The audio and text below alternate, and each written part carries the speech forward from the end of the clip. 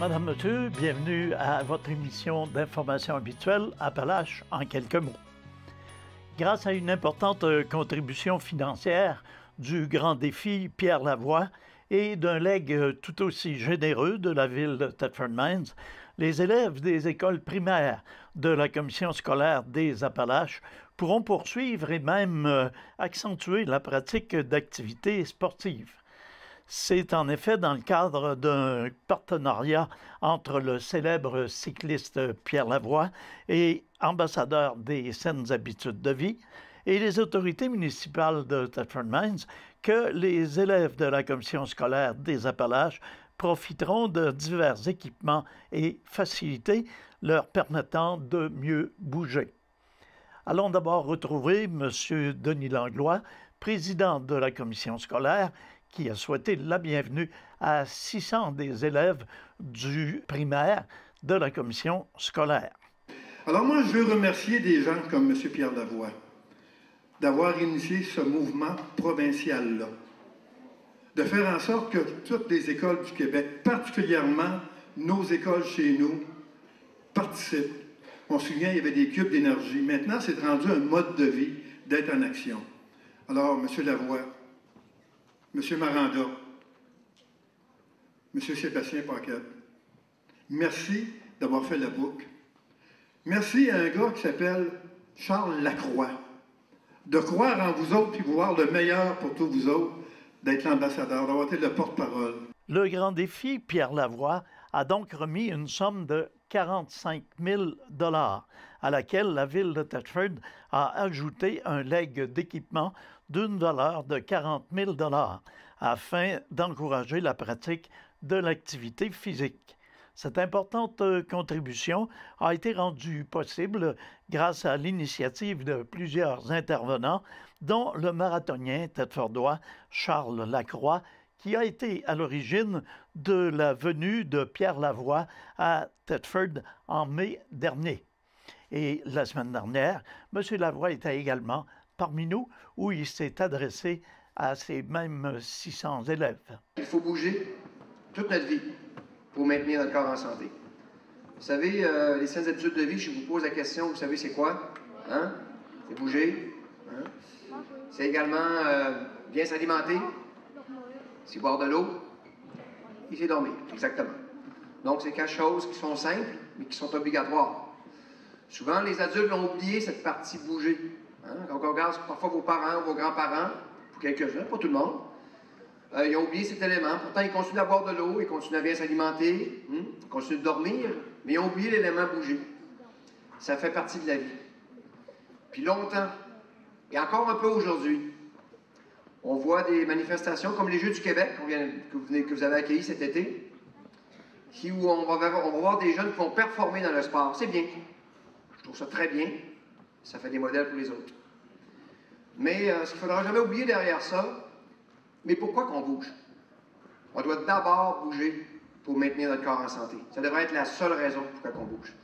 La première et la plus importante, puis on devrait le faire toute notre vie. Je vous raconte mon rêve aujourd'hui. Puis quand vous arriverez au secondaire bientôt, parce qu'ici, je sais qu'il est 6e année, quand vous arriverez au secondaire, mon rêve, c'est au primaire, tout le système d'éducation, vos enseignants et le personnel vous ont fait bouger pour maintenir votre corps en santé, hein, en vous montrant des valeurs.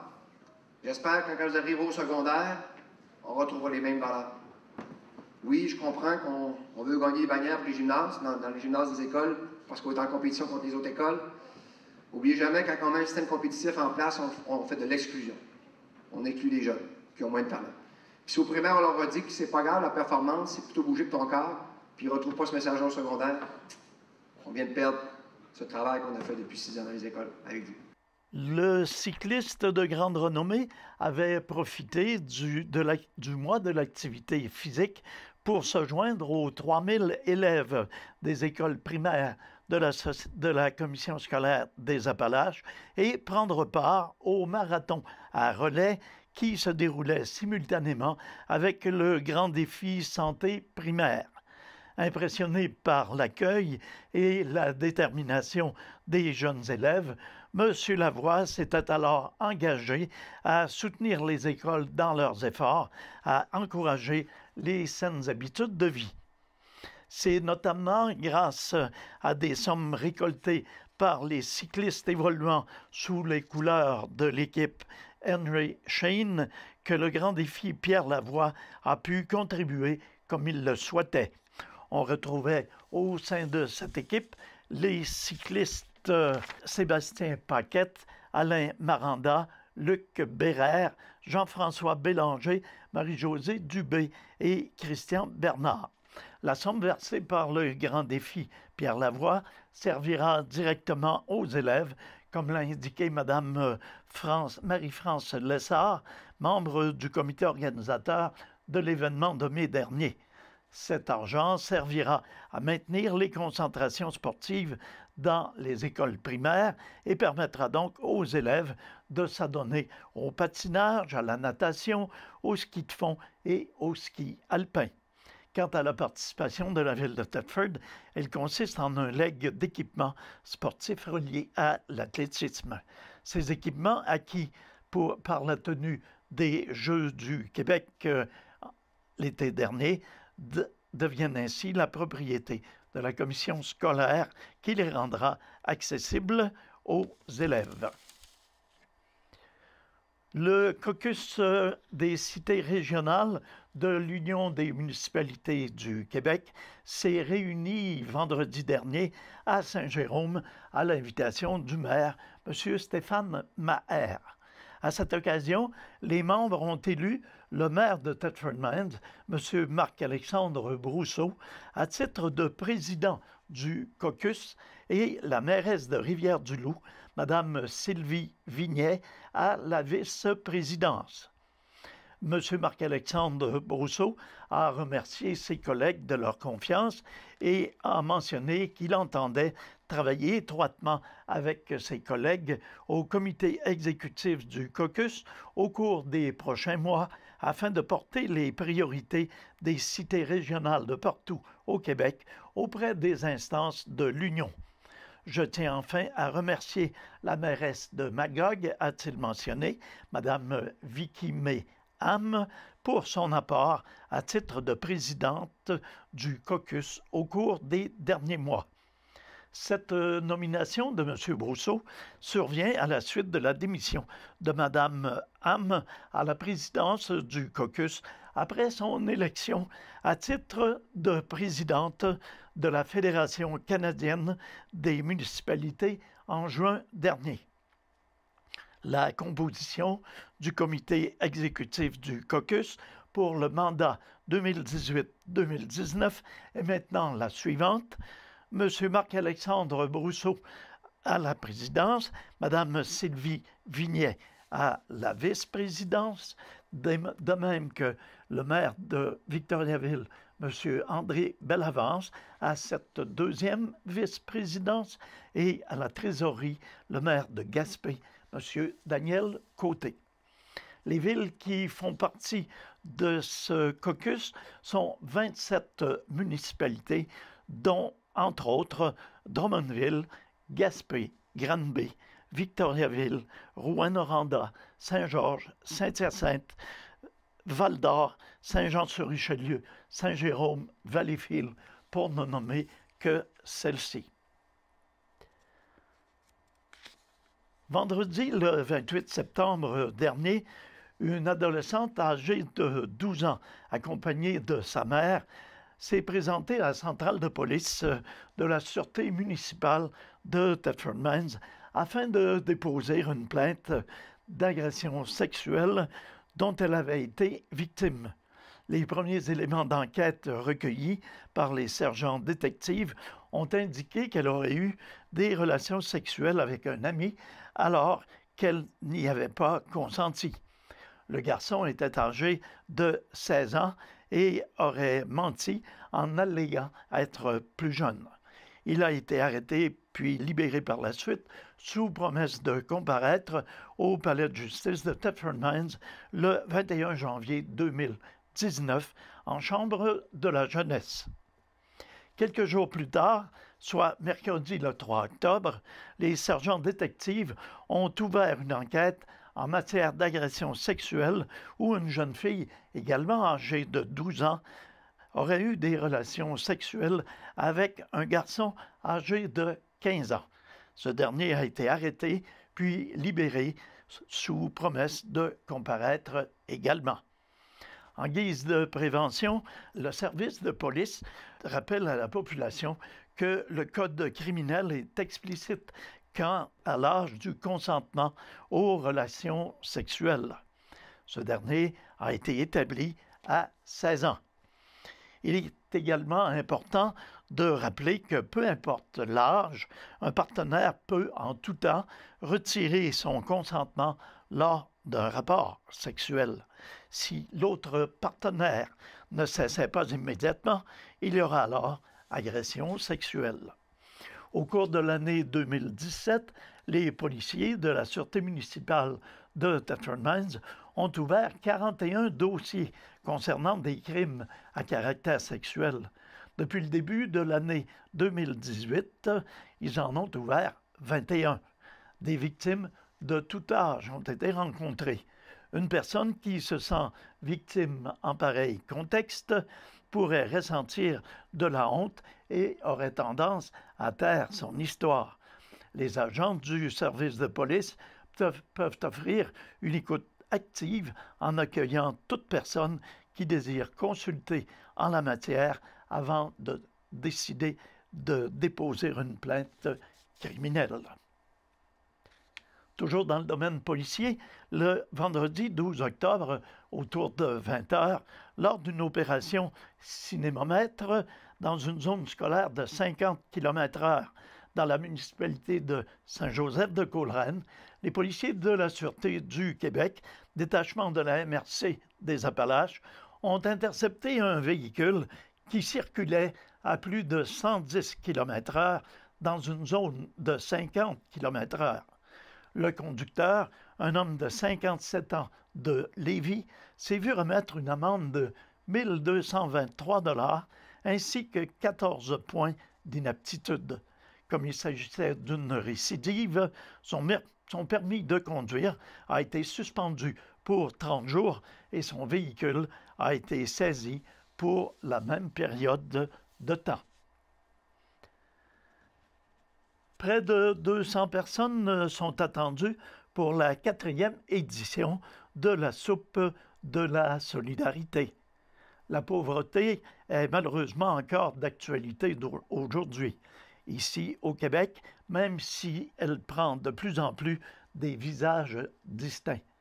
Pour nous parler de cette activité, nous avons accueilli M. Philippe Tétrault, agent de développement à la Corporation de développement communautaire.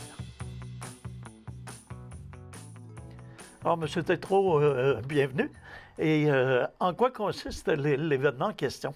En fait, la marche de la solidarité, qui est en lien avec la soupe de la solidarité, c'est une marche qui part du Centre Femmes La Rose des Vents à 11h le matin, vendredi le 19.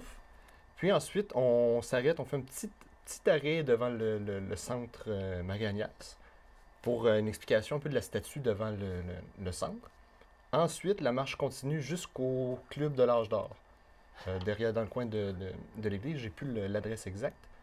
Puis ensuite de ça, on accueille les gens avec une petite introduction, une petite activité. Puis on les invite à se servir à manger. Quels sont les gens qui peuvent y participer? Tout le monde est invité. Tout le monde sont les bienvenus. On attend environ, là, comme vous disiez tout à l'heure, 200 personnes là, habituellement. C'est à peu près ça. OK. Et il y a des coûts? Non, ça ne coûte rien, c'est gratuit. Dans le fond, c'est dans le but de partager un peu. C'est sur le même principe que la soupe aux cailloux. Je ne sais pas si vous connaissez un peu l'histoire. On pourrait en parler longtemps. C'est une très beau conte. Mais dans le fond, le but, c'est de partager essentiellement la nourriture puis de lutter contre la pauvreté. Et ça, c'est un événement qui est annuel? Oui, ça revient depuis 4 ans, là, comme vous disiez encore une fois tout à l'heure, c'est annuel. Autour du 17 octobre, habituellement, ça joue. Parce que le 17 octobre, c'est la journée mondiale de la lutte contre la pauvreté. Vous nous rappelez la date? Le 19 octobre. Alors, merci beaucoup. Ça me fait plaisir. À la suite de la démission du conseiller municipal dans le district numéro 4 de la municipalité d'East Broughton, Mme Valérie Gauthier a annoncé qu'elle se présentait comme candidate dans le cadre de l'élection partielle qui est prévue pour dimanche, le 4 novembre prochain. Se disant motivée par ce nouveau défi, elle a souhaité offrir aux citoyens et citoyennes du secteur une voix forte et positive pour travailler à l'avancement ainsi qu'au développement de la municipalité d'East Broughton. Elle-même mère de 3 enfants, Mme Gauthier souhaite mettre de l'avant l'amélioration de la qualité de vie des familles bretonnaises qui passe, selon elle, par le maintien et le développement des loisirs et de la culture. Mme Gauthier s'est dite emballée à l'idée de relever ce nouveau défi si les résidents du secteur 4 lui font confiance le 4 novembre prochain. Nous avons une belle municipalité et nous devons en être fiers. D'ici le jour du scrutin, j'irai à la rencontre des gens du district et j'aurai l'occasion d'échanger avec eux sur notre vision de l'avenir d'East Broughton, de déclarer Mme Valérie Gauthier. Afin de promouvoir l'image de marque de la montagne, c'est-à-dire de la coopérative de solidarité de la station de ski du Mont Hadstock, le comité ou la coopérative a procédé à l'embauche d'une coordinatrice au marketing. Il s'agit de Mme Annabelle Grondin qui agissait comme coordonnatrice aux communications et au marketing pour la 53e finale des Jeux du Québec qui ont eu lieu cet été à Thetford. Elle saura déployer efficacement les dossiers qui lui seront confiés. Le directeur général s'est dit satisfait de cette nouvelle embauche et M. Desmarais a mentionné que les deux formeraient une excellente équipe. Passons maintenant à quelques informations à caractère sportif. D'abord, parlons de l'Assurantia, l'équipe de hockey de Thetford qui évolue dans la Ligue nord-américaine de hockey. D'abord, l'équipe de Bobby Barry se rendait ce vendredi à Jonquière pour y affronter les Marquis, sur qui Thetford avait eu le meilleur la semaine dernière à domicile. Et à sa première sortie devant la cage de l'Assurantia, Philippe Cadorette a fait bonne figure en blanchissant Jonquière. Une victoire des siens, 2-0. Le dernier but étant marqué dans un filet désert. C'est Christophe Lausier qui ouvrait la marque sur des passes de Massenauer et Lessard.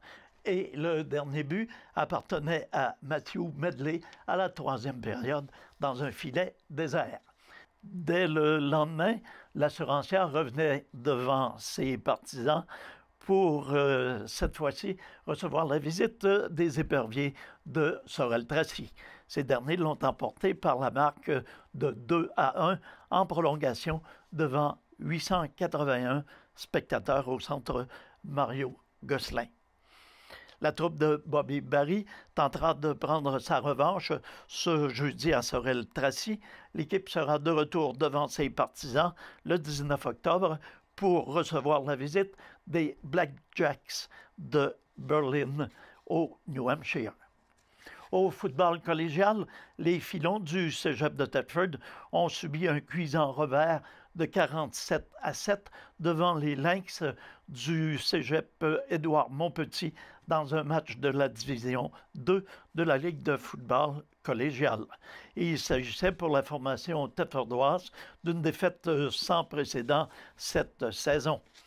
Mentionnons que le Noir et Or de Valleyfield s'amènera au terrain multisport dimanche à compter de 14h. Il s'agira de la dernière rencontre locale pour les Filons avant les séries éliminatoires. Les Filons ont une fiche de 3 victoires et 3 défaites pour 6 points au classement où il y a quadruple égalité.